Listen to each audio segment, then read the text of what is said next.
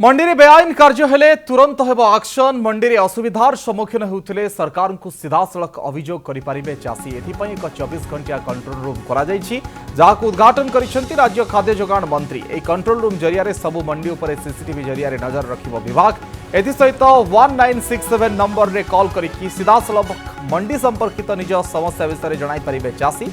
यह command control centre मंडी में चाषी बेस सहायक होब बोली कहिसेंती मंत्री कृष्णचंद्र पात्र। सुरुखुर में धान उठा और मंडी जनित समस्या दूर करने को एभली पदक्षेप नहीं विभाग।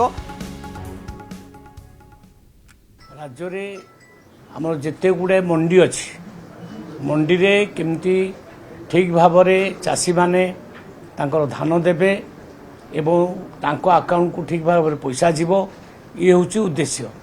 आ प्रत्येक मंडी पाई जने आम नोडाल अफिसर जन जन अच्छा से माने से कैमेरा रे आसी जाउछंती। मुझे देखुली पूरा अत्याधुनिक मॉडल से आ कंट्रोल रूम को करा जाइछि। आमे चाहिबा जदि कृषक मानक सहित भी आलोचना करि परिबा, मंडी ऑफिसर मानक सहित भी आलोचना करि परिबा।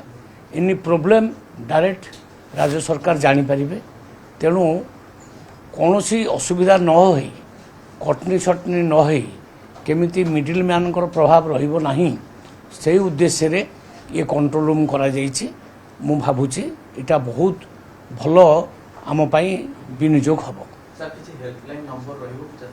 हेल्पलाइन नंबर अच्छी हेल्पलाइन नंबर अच्छी से नंबर रे चाषी माने आज भी अनेक चाषी कथबार्ता होती।